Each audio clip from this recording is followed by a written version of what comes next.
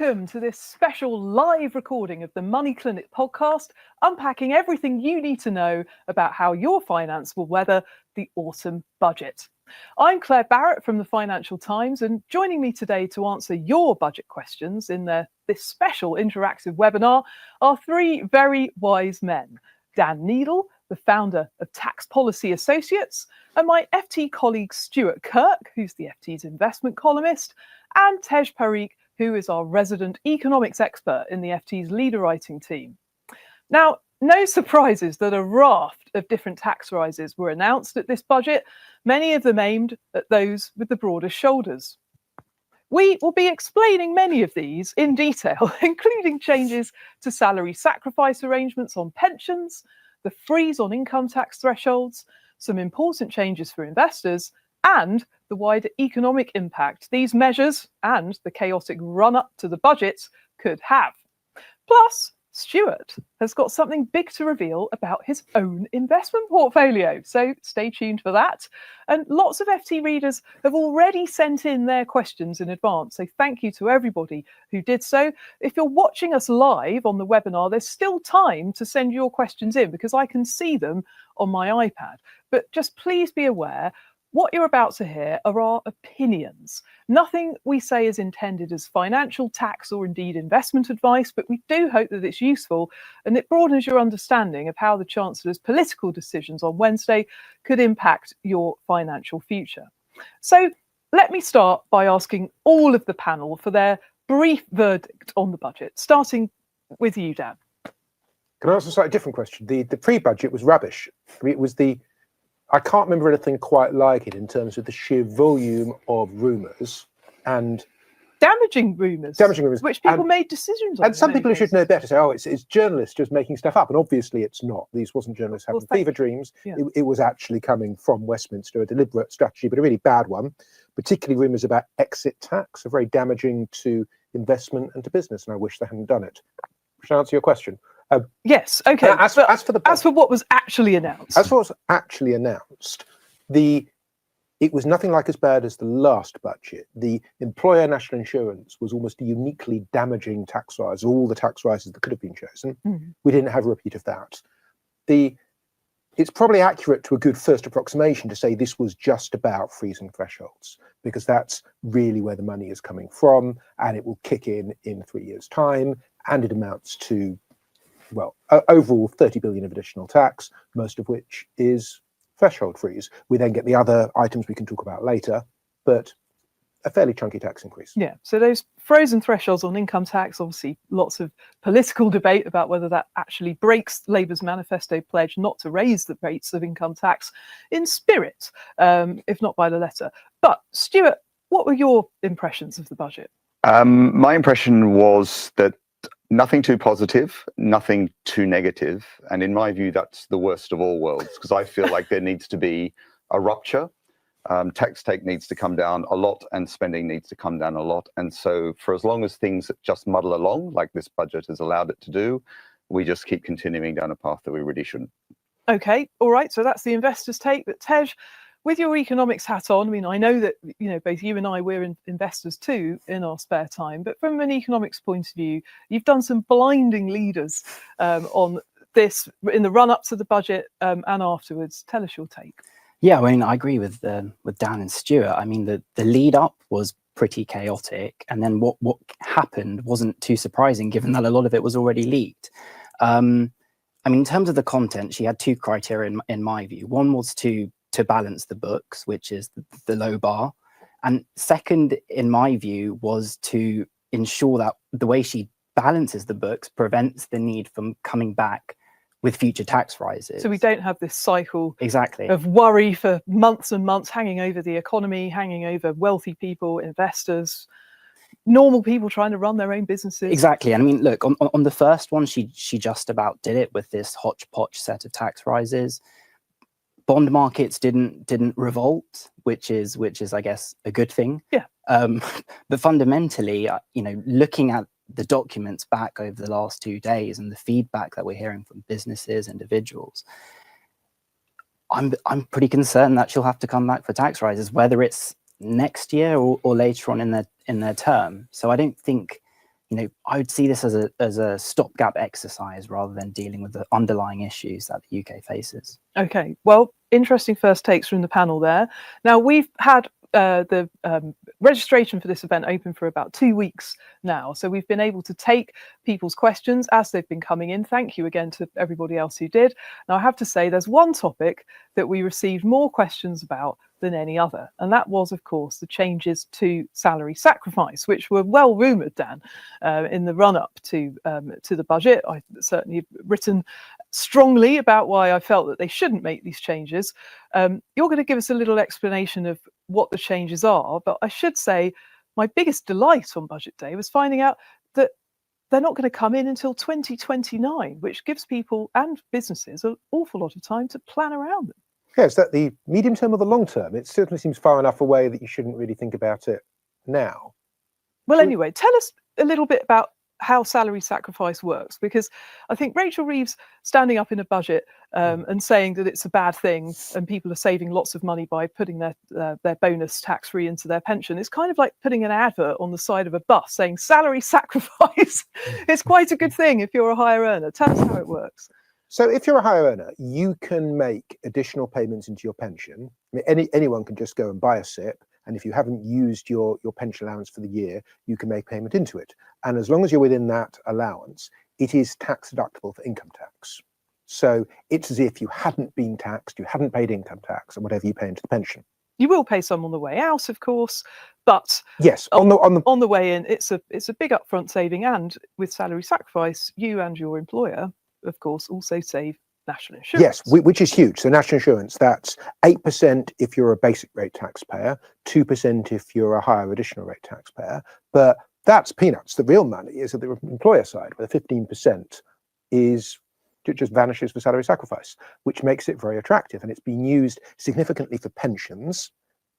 It's also been used for other stuff, which varies between a little bit racy and dead dodgy shouldn't be allowed. We've seen childcare salary sacrifice, grocery salary sacrifice, shopping salary sacrifice, some of which I think goes over the line past tax avoidance into tax fraud, and the people selling it should be ashamed of themselves. But I don't think that's the motivation for the change. I think the motivation for the change is simply they were scrabbling around trying to find ways to raise tax. This was a way to do it. Okay, so known as the six-figure salary trap, this is why lots of FT readers are interested in salary sacrifice, because if they're earning more than £100,000, if they make large contributions using salary sacrifice into their pensions, they can keep the level of their pay on paper under that £100,000 threshold, and then they'll avoid really high marginal tax rates. And if they're working parents, the loss of childcare benefits, which also starts to happen, there's a cliff edge at £100,000. Now, we know now that income tax thresholds, including that 100k ceiling, are going to be frozen until 2031. So in that time, as many as 500,000 more people could enter this highly taxed 100k club, many of them FT readers. And lots of them have written in saying they're worried that the salary sacrifice changes could limit their ability to manage their salary around this cap. For example, Helen says, will the budget changes impact how people can stay under the £100,000 threshold for childcare support? And Vladimir asks, considering the national insurance charges that will happen in future, will it still make sense to contribute large amounts of your salary to stay under this £100,000 tax cliff? Dan? So depending on where you are, salary sacrifice has been something between a nice to have and an essential. So if you look at the data which we in the Times published a few weeks ago, you see in the chart of people earning different ranges of salary, you see a bump just before £50,000 because that's where the higher rate and child benefit clawback used to kick in. And you see another bump at 100 grand. And that is people partly avoiding the 62% marginal rate that everybody has at £100,000. But it's also some people who, as you say, have a childcare subsidy who will lose all of it when they earn a penny over £100,000. And that could be worth tens of £1,000s if they've got, say, 2 children in it could London be worth, nursery. Yeah, it could easily be worth £20,000. And if it is worth £20,000 to you, then that 1 penny pay rise will cost you £20,000, and you won't be back where you were until you're earning, I'm not sure I can remember the figure, but it's something like 150 grand. Yes, correct. Yes. So it's pretty astonishing. So for those people, staying under 100 grand is critical. A lot of them did it with salary sacrifice. Main message is, forget about it now. There's just no need to think about or plan something that won't be happening until 2029 and may not happen then. We could have a change of government. This government could change its mind. I used to say to clients, don't base planning, which is going to change your life or your business, on something which is years out, because tax rules have a habit of changing. So probably everyone watching should immediately turn off and pay no attention to anything else. But if we Don't do that. if we get to 29 and everything is the same, then way more people are going to be at that 100 grand point. Someone should be able to work. Someone out of you two should be able to say how many more, but it'll be a lot more people. And it'll be even more important. But the thing is, you don't need salary sacrifice to stay under the 100 grand. You could just make additional pension contributions. And that is more of a faff, because you will have to open a SIP if you don't already have one. It's a bit more expensive because you won't get a deduction for national insurance. But if you're at that point, it's only 2%, not 8%. So it's not going to cost you all that much more. No. So in a rational world, this shouldn't stop people managing the 100 grand. It's more of an issue at the 50 grand point, both because the national insurance is bigger, but also because at that point, probably it's just more awkward for you to open a SIP, and it's so much easier if the employer's doing it. A SIP, of course, being a self-invested. But if you've got a lot of kids like me, I've got to learn to storm into the boss's office and demand a pay cut. Yes, That's the other way to do it. you could absolutely save yourself money, assuming salary sacrifice goes and you're out of SIP or don't. And so I should say, for someone of years of experience, like you or I, Stuart, putting money into our pension can make a lot of sense. But if you're in your 20s or 30s, the idea that you work harder now, maybe working one day a week more for money you won't see for 20 or 30 years' time, is nuts. So yes, storming into the office and demanding a pay cut could absolutely be the value for money answer. Gosh, I mean, that's just absolutely incredible. I mean, we do have, interestingly, a question from John, who's an NHS doctor earning just over £100,000. Now, I mentioned the NHS because this is going to be a problem for all of us if it limits our ability to, get to the top of a waiting list or indeed see a GP. He's considering cutting his shifts to stay under the 100,000. Not the first NHS person to put this question to me. And he says, do you think the government should just eliminate these tax traps that disincentivise additional work? It is having an economic impact if people are thinking, well, it's more effective for me to withdraw my labour than to pay a really high rate of tax. I mean, Tej, from an economic point of view, you're shaking your head. I mean, look, they missed a trick here. I mean, they've complicated things more with these freezes, first of all, and the OBR has, in the detail says, people are going to react to this by trying to reduce their hours to avoid extra charges. So even the Office for Budget Responsibility can see that this precisely, and we've been talking about these cliff edges for a long time, and as Dan outlined, how complicated things are when you layer on the salary sacrifice and national insurance elements to it as well.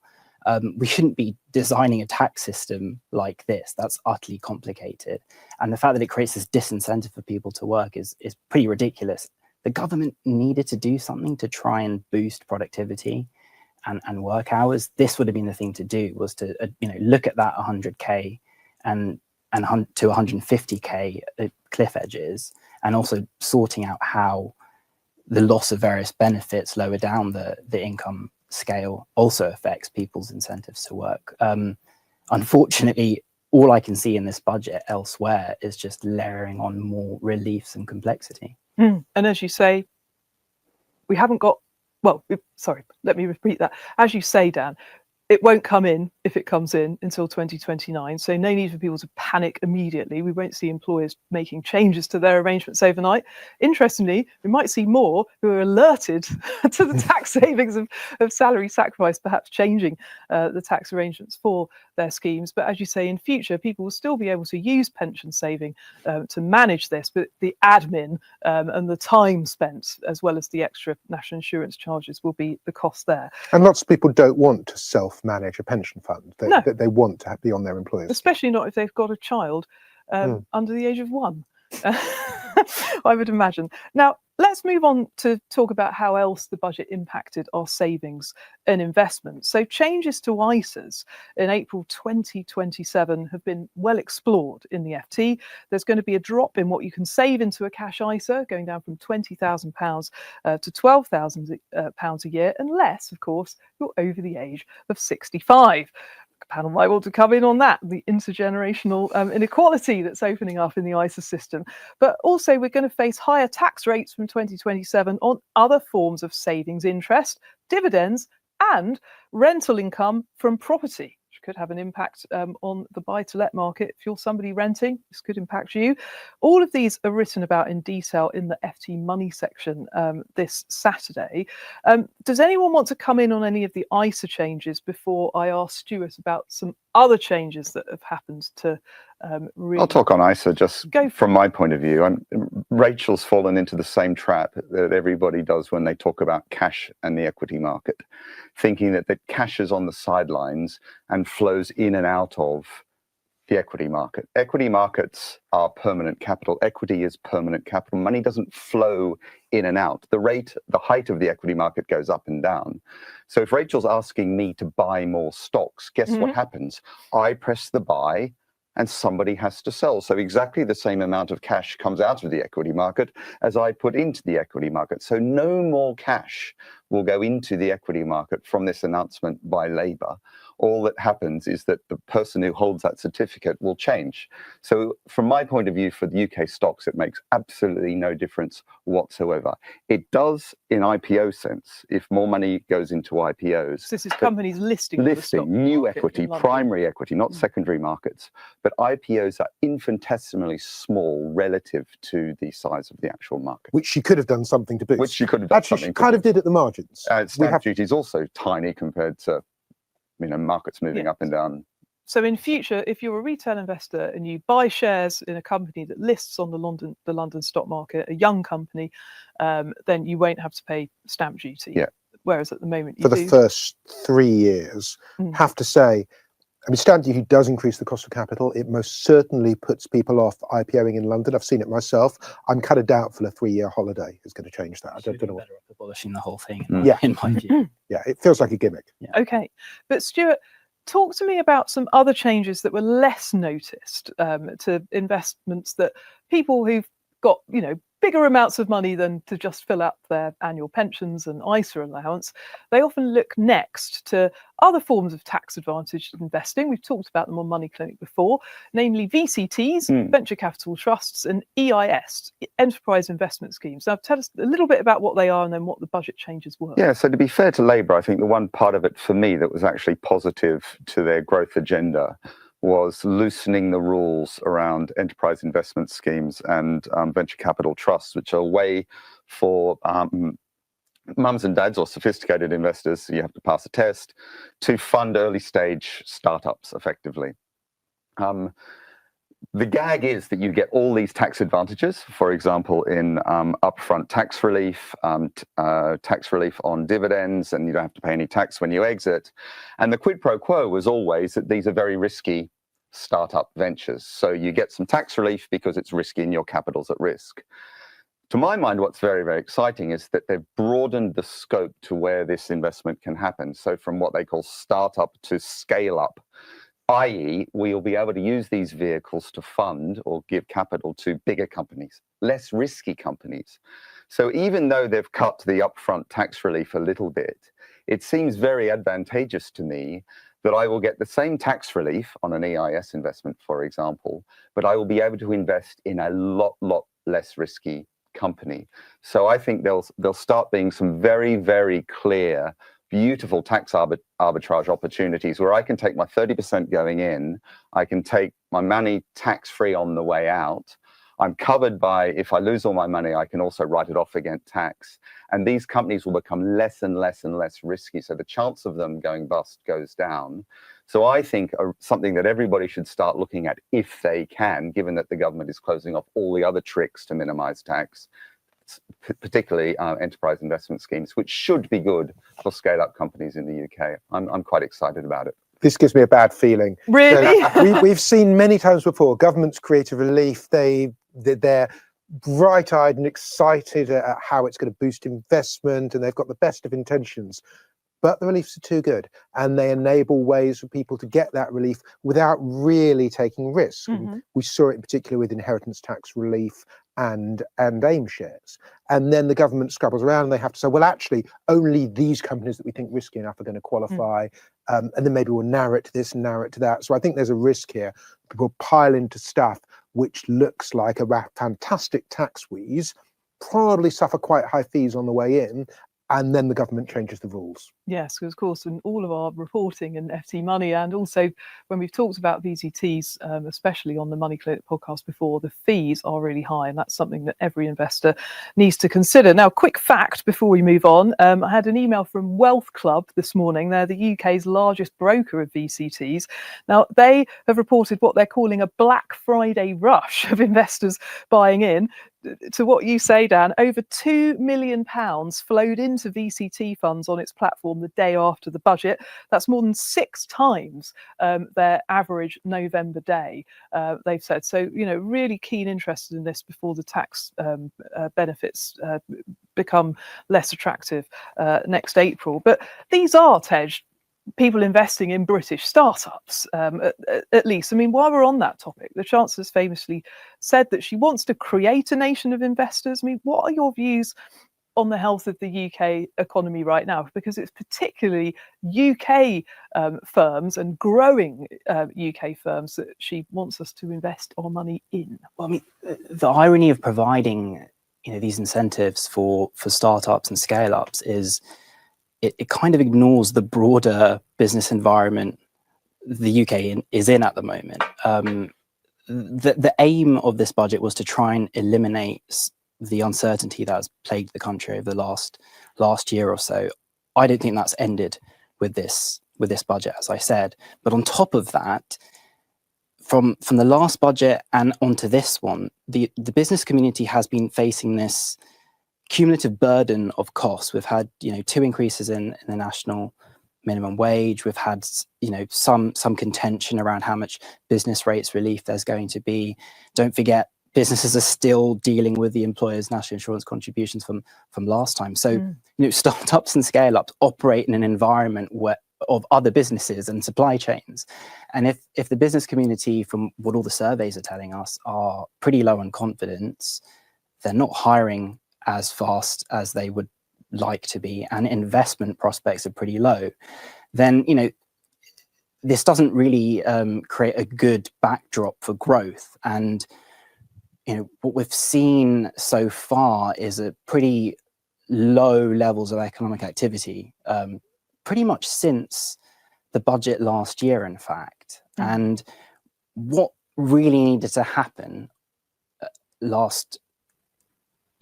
with this one was businesses needed a shot in the arm. Effectively, I think the approach was, if we don't hurt them in an obvious way, then it's fine. But it could have been worse. Yeah, but the reactions that we've had actually over the last 2 days have come straight from the business community, and I think the government have actually rowed back on their legislations around day one workers' rights recently, and I think that was immediately because they saw that businesses are not liking this. So I think the growth backdrop isn't great, based on the last 2 budgets and what Labour have done and the narrative that they have. I think one particular thing that I'm still trying to get my head around is this prioritization for working people without considering who working people work for. And I mean, very well put. And the business community is signaling this quite strongly, that they can't really take much more in terms of cost. I do think, having said that, there were smaller things Stuart pointed out in the budget for startups, scale-ups that were positive things, but it needs something more, and they're going to have to follow it up very quickly with something. And look, Claire, we all looked at the. I agree with all of that. We looked at the 10-year bond yield, for example, in the days after the announcement. But if you look at the equity market, in an environment where shares were going up all around the world this week, UK small cap index fell after the announcement compared to Tuesday night. Mid caps fell. FTSE 100 stocks went up. And of course, we all know that 80% of FTSE 100 revenues come from abroad. They're very international. They're very, very international. Yeah. But the mid-cap and smaller companies, which are more UK focused, yeah. are actually, A, they fell in the days after the budget, and B, have underperformed the FTSE 100 by a factor of 50%. They're only up 11% this year, as opposed to the FTSE 100 that's up 22. So you can see in the smaller companies, which are geared into the UK, exactly what Ted was saying about the overall economy. And it's amazing we're getting excited about 1.5 versus 1.7. I mean, these are numbers that we would have laughed at a decade ago. You're entirely right. Let me say a couple of things. I mean, every Monday I attend Leader Conference with Tej and people like Martin Wolf and Gillian Tett, all the greats of the FT. And I mainly go there to learn and to listen. And one of the things that has been a really big theme of our debates this year is, where is growth going to come from? Because especially the risks with this budget, you've got all of these big tax rises, as Dan has been saying, backloaded to like the latter years of this parliament, a lot of upfront spending that's come in to placate the Labour backbenchers and other party members. But what we're seeing now is this real risk. If we don't get the magic ingredient of economic growth, are we really going to be able to raise the numbers that she wants to? And this is something that people are going nuts about on the iPad, FT readers. Anita Skipper, she says, is there anything, guys, in this budget which is positive for business? Tom Carter says, and this is a question that many others have asked in different ways, if the panel could have introduced one measure in the budget aimed at stimulating economic growth, what would it have been? My wise men, do you have any suggestions? So, I mean, just on what is there for growth? I mean, I think that the opening budget, which outlined lots of public investment in infrastructure, that is their theory that this will kind of work its way through to the economy as building increases. We've seen their planning reforms. Housing targets. Exactly. But when we review those and see where we are a year on, there's a lot of concern around the housing targets and also the planning reform. Has it gone far enough? So then you look at what can they do in the here and now just to give business and earners a bit of a boost. There wasn't much in this budget, but what I would have done, I would have been a bit more radical around the capital allowances. I mean, we had full expensing introduced for business investment. I would have looked at ways to expand that. So encourage businesses to invest more, which is what they haven't been doing with all of the uncertainty building up before the budget. Precisely. And we know that they were short on money, and two things that I think they could have done just to improve margins, which they kind of already have done now with delaying this workers' rights legislation, is potentially not increasing the minimum wage even further, the above inflation rise.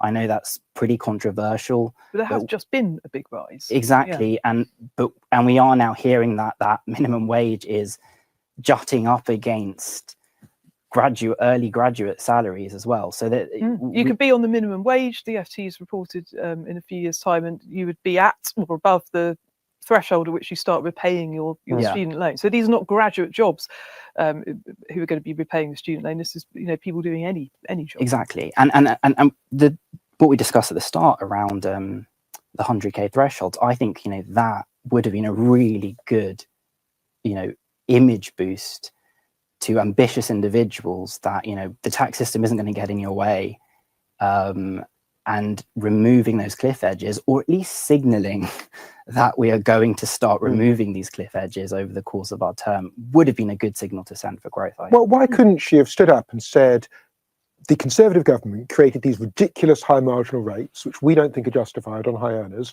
We can't afford to reduce them now. But we commit, we're going to look at ways of reducing it, ideally revenue neutral, and we pledge we're not going to create any new marginal rates.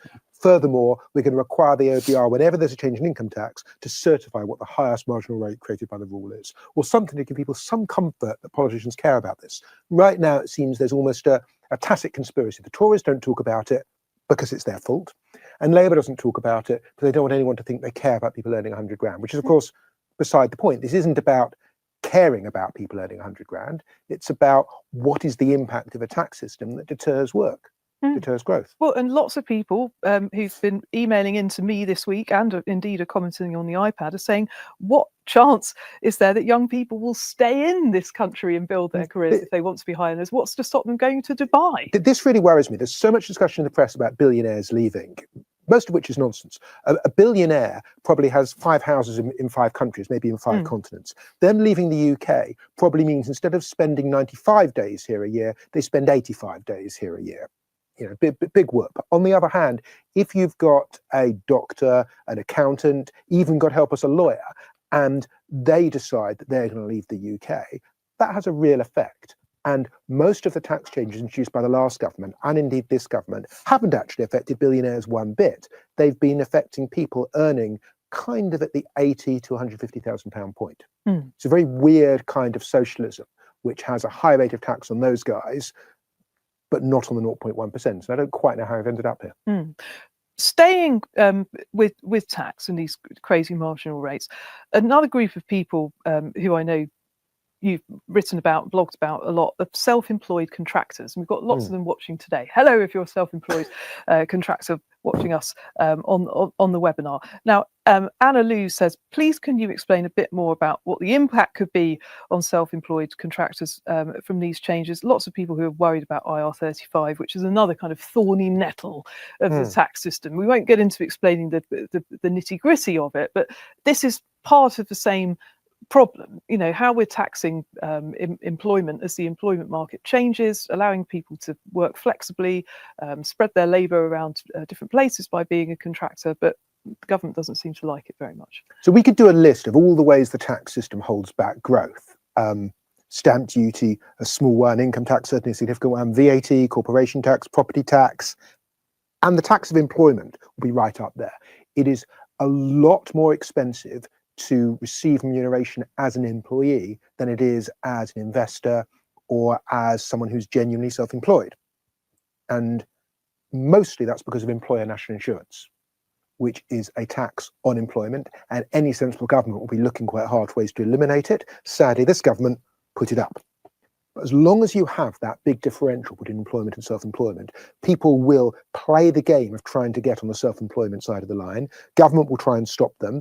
A line which is very hard will be drawn, and you'll have messy rules policing it. And that's what IR35 is about.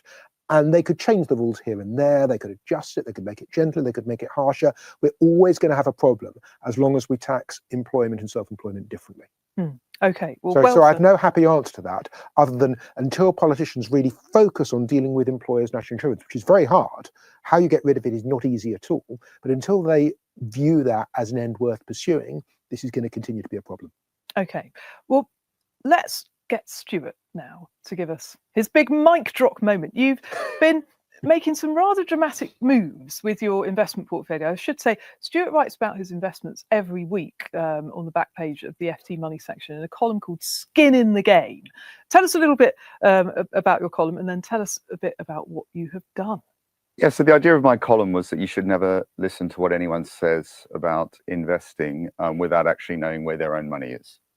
And anyone who tries to give you advice without saying what they actually do in practice is talking nonsense. So my idea was to show the readers my portfolio, and therefore I would talk my book, and that's fine because you can actually see my book. So and everybody, this is actually what is in your SIP, your own self-invested personal pension. It's the only pot of money I've got after a divorce and being fired. So everybody can see exactly what I own. And for the last year or so, I've had a fair chunk of money in the UK, Japan, Asia, have been the main 3 pots, and that's done very well. Famously, none in the US, but Japan and the UK have done extremely well, and I'm up sort of 23% year to date. Well, in fact, I checked this morning on the FT's computer system, and the FTSE 100 is up by more than the S&P 500 year to date. That's right, and the particularly so in pounds. It's which I always say you need a big, strong allocation to where you're mostly spending your money. So it's been a good year, and I've basically woke up a month ago and I've sold every single equity fund that I own, and I'm now 100% cash, thereby breaking every single investment rule. I don't have anything, 100% cash. See that, Rachel? See, cash. There is a future for cash. So I'm earning 5% on my cash at the moment. And the point of the article I wrote today was, A, I'm being an incredible hypocrite because I've always recommended to investors that they have a broadly diversified portfolio. I've always said that you can't market time. It's impossible. Even if you can pick the top like I did, it's hard to know when to go back in. I've always said that the majority of the returns that you get as an equity investor happen on the rebound days. And there's like a dozen of them every so often. If you strip those out, it's almost impossible to, it decimates your returns. So I've done absolutely everything I've recommended that you shouldn't do, and yet I did it anyway. So I think the question on everybody's lips, therefore, is why? Yeah, because I'm a massive contrarian, and there was a period about a month ago when the markets were high where everything was perfect, where AI was going to sort of give us this huge, wealthy utopian future, where Trump was signing peace deals everywhere. AI was going to, sort of cause massive, and I felt the opposite of what I felt in March 2009, where you felt so stupid to buy. And it's always been my view with bubbles, and I've worked through a lot. I'm very old.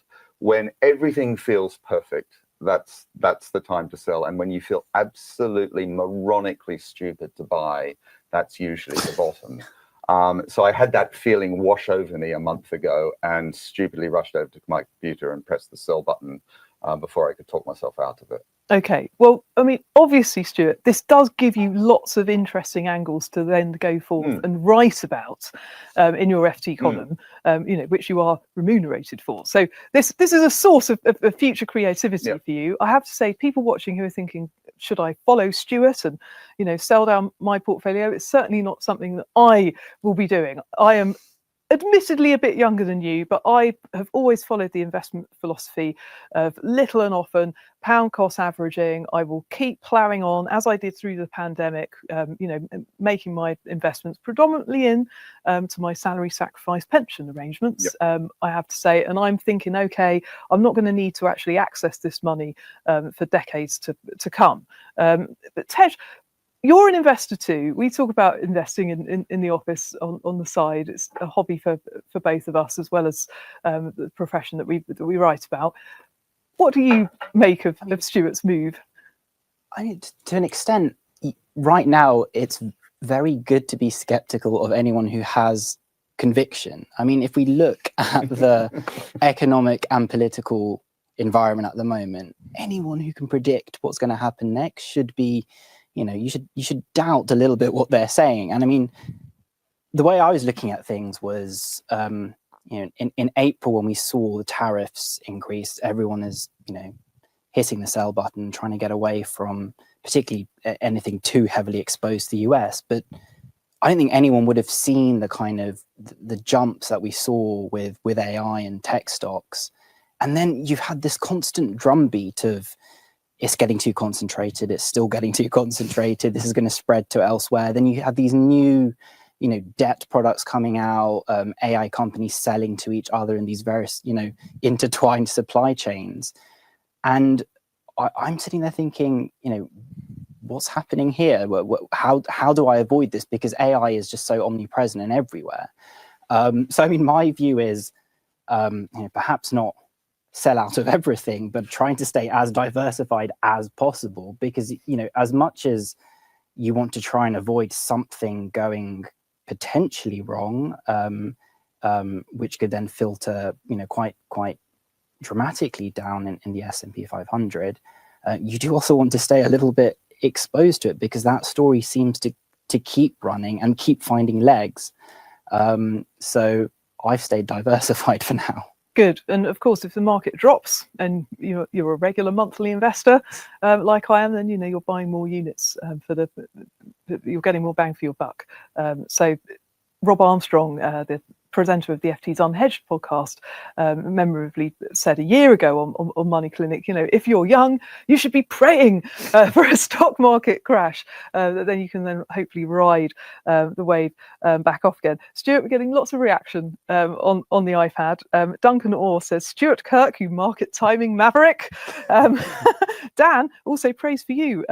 Somebody anonymous, but at PricewaterhouseCoopers, I can see, says, Dan for Chancellor. I would be an awful chancellor. I'd be the worst. Well, I have to say, I think people have really appreciated some of your insights into tax planning today. We've got quite a few questions on here from people who are watching, who are quite dismayed about the level of complexity in the tax system. I'll just run through a couple of these. Eric says, the tax code is becoming even more complex. Dan, is there any prospect of simplification?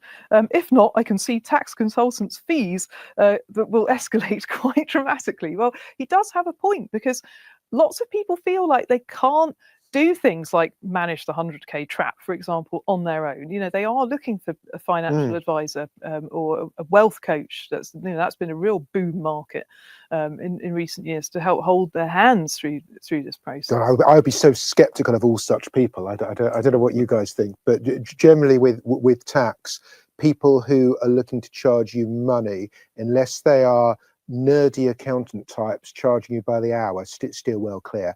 Anyone who looks slick, anyone who wears a nice suit, anyone who produces TikTok videos, these people are normally somewhere between dangerous and crooks. So yeah, don't go near those guys. But in terms complexity, of the prospect of reducing complexity. So I did an exercise a while ago, looked at all the rules you'd have to go through if you were a US business setting up a UK subsidiary and wanting to fund it.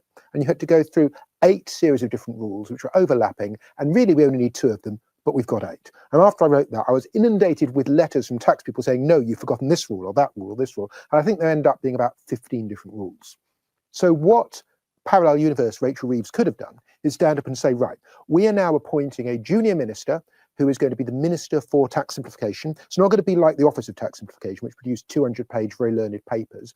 They're going to get a small team and identify rules that we can tear up that won't cost a penny in lost tax, but will save business time and trouble. And I think that would have been hugely welcome for business. Boosting the growth agenda. Boosting the growth agenda. You could do it across all of tax. Everyone in tax knows where these rules are. HMRC holds on to them lovingly because they might sometime need this particular rule, but they don't. They could be shouted at and talked down, and you could do a lot of good without really spending any money. So I'd love to see a government do that. All it takes is political commitment. Okay. Well, staying with the UK economy, a lot of Money Clinic listeners, it seems, are really worried about their future earnings power. Now, we've had a couple of questions come in, one from Sophie. I hope you're watching today.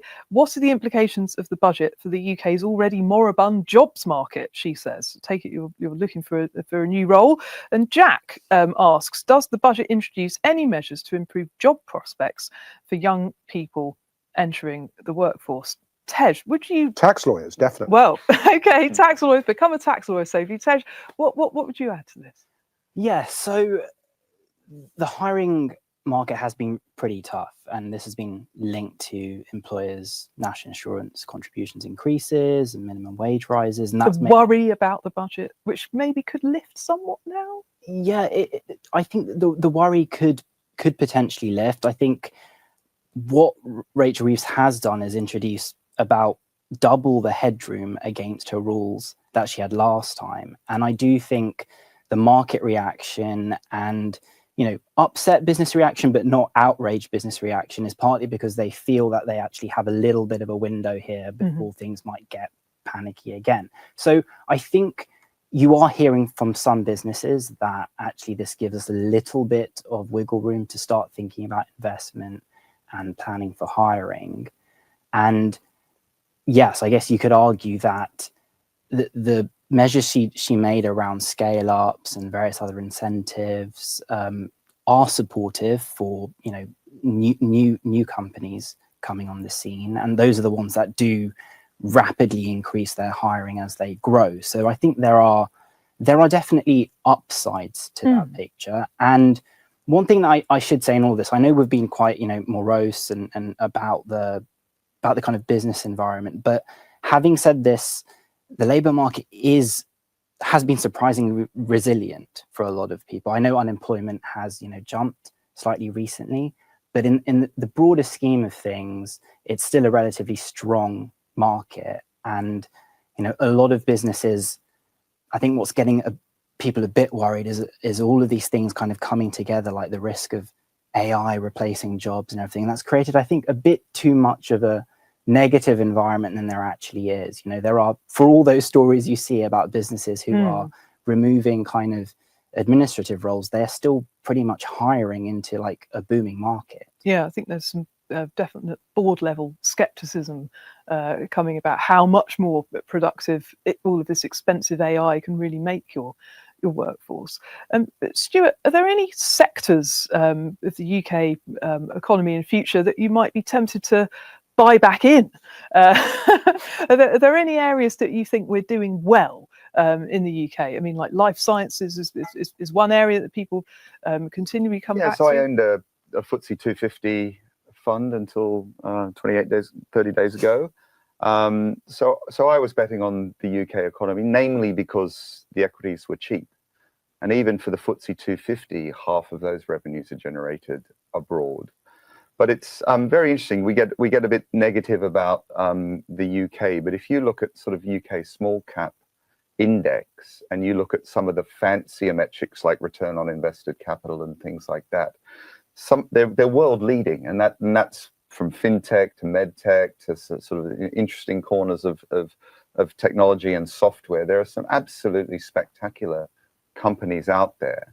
And a lot of work I did when I was an economist and a strategist in banking, companies, it's perverse. Companies don't mind a little bit of pain.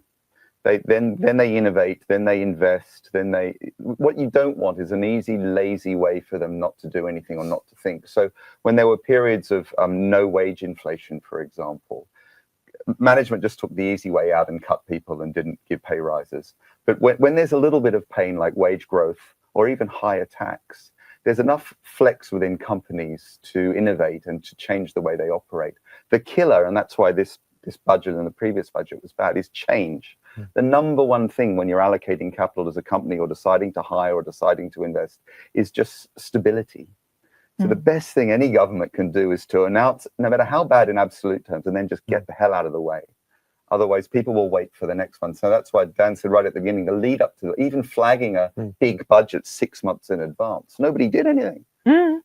Well, I mean, one of the biggest changes in the employment market that I've noticed that's affecting my stepchildren, who are all in their 20s and early 30s, is the rise of the short-term contract. Now, it used to be, you went for a job, that was it. You got the job, you were in the company, things ticked along. But now it's like, you'll be hired on a 1-year term, a 2-year term, a 3-year term. And if you're trying to buy a house, get a mortgage, even sometimes rent a property, this insecurity that's kind of creeping into the jobs market for younger people. I mean, it's something that Isabel Berwick, our working newsletter writer, has written about.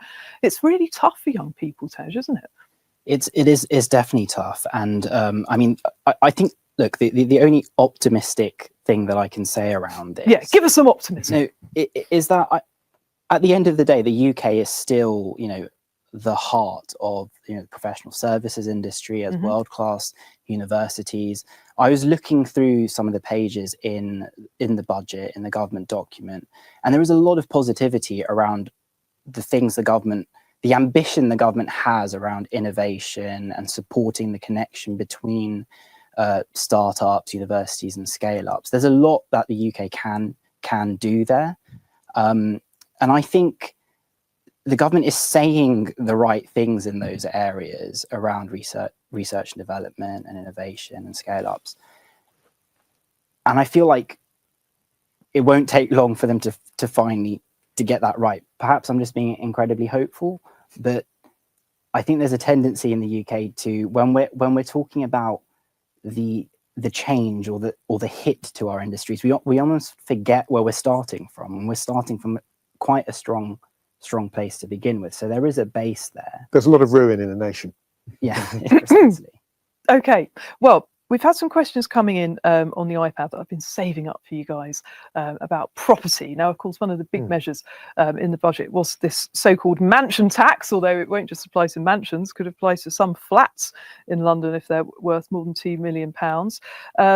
We've got a question from somebody asking, will the mansion tax levels be easy to assess on individual properties, and will the changes raise more money than the actual valuation process will cost, which is a good question. But also lots of people saying, do you think it's worth considering becoming a landlord now? We've got these changes to council tax coming in. We've also got that tax on rental income that I mentioned earlier, and quite a few anonymous commentators are clearly very disgruntled about this and the wider Yes. Renters' Rights Bill.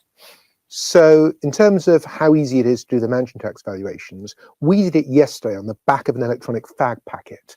And anyone who's interested can go to the Tax Pro Associates website, where you've got a web app which shows you mansion tax estimated liability by constituency and postcode. Okay. And the number that we came off from that fag packet isn't that far away from the OBR figure. So that plus proper commercial databases, plus government databases, plus the council tax and business rates data, plus planning data. And you've just pulled in data from... Oh, we just used the land registry. We did it quick and dirty. Yeah. But to get to a better figure is not much work. So yeah, I don't think this is a difficult exercise. They seem to have 300 million quid allocated for building this, which seems an awful lot. The conspiracy theorists would say they're planning some more ambitious property tax reform down the way, which would be wonderful, and we shouldn't put them off doing it. But yeah, the valuation isn't going to be hard. You will see lots of entertaining stuff if you're a lawyer or a valuation professional at the £2 million boundary, where people are going to have a lot of incentive. Well, they're going to have £2,500 incentive to argue about where their house is. But yes, plug for the Tax Pro Associates website if anyone wants to see where the there's lots of other ends up. There's lots of other good stuff on. Lots of great stuff there. As for landlords, I mean, I don't think this is the thing that makes being a landlord bad from a tax perspective. The main problem with being a landlord is you're not taxed on your income. You're taxed on your gross income with only a small credit allowed for your borrowing costs. And the Tories did that for reasons that were never entirely clear. And that means it's pretty easy to have an effective rate of over 100% if you're a landlord. And certainly lots of landlords have got real problems with the Renters' Rights Bill. I mean, I can see it from both sides. If you're renting, yes, you don't want to have to be moving on every year. It's incredibly expensive, moving costs. Somebody who's moved house myself this year, I can attest to, only too well. But the problem is, if more and more landlords are selling up, and certainly the data shows us that they are, this is reducing the availability of rental properties, and it's pushing up rents at an absolute rate. The Office for Budget Responsibility said exactly this in their document when I was passing through it. They said there is a genuine risk that landlords who've been facing a rising burden over time, not just in this budget, you get to a stage where some might just leave the market. You reduce the supply of rentals, and you raise the price, and renting becomes harder. So I think this is one of those things where I think the government wants to do something to immediately try and show that it's being fair, but in the long run it has unintended consequences that could make things worse. Well, I was at an event with a load of mortgage brokers before the budget last week, and somebody there said something that I really stored away for perhaps a future column looking at the future of buy-to-let. And they said, like, buy-to-let, it's not an investment anymore. It has to be a business. So they're talking about incorporating. As a landlord, you generally need more than one property if you're going to go down the business route, because it is quite expensive to set up. But the feeling in the room was that the more serious and organised portfolio landlords who are treating this as a business rather than as an investment on the side, as many have treated buy-to-let in the past, they are the ones who could perhaps lean into any weakness in the property market and actually expand their portfolios. And from a tenant's point of view, if you've got a landlord who is very experienced, runs lots of properties, perhaps that would make them better at being your landlord. This was perhaps the justification for the George Osborne changes, that he wanted to discourage people from being accidental landlords, wanted to encourage professional landlords. Is there any actual evidence that's happened? Yes. Not sure. But yeah, the dynamic very much changes. My generation, people became deliberate or accidental landlords, and they made money just in the rising property market and thought they were geniuses. They weren't really caring that much about the business of being a landlord. The rental yield. The rental yield. Now, yeah, you have to. Yes, if you're not going to get much upside in property prices, then certainly that's something that people need to look at. Now, some final questions. I'm conscious that we've got about 5 minutes left on time. So if you haven't asked a question yet, I've got the iPad open, so do send one in. Now, somebody called Joe says, what are the panel's thoughts on whether these changes that are mooted to salary sacrifice will discourage people from saving for their future retirement? There are 15 million people, absolutely correct, in this country who are not saving enough.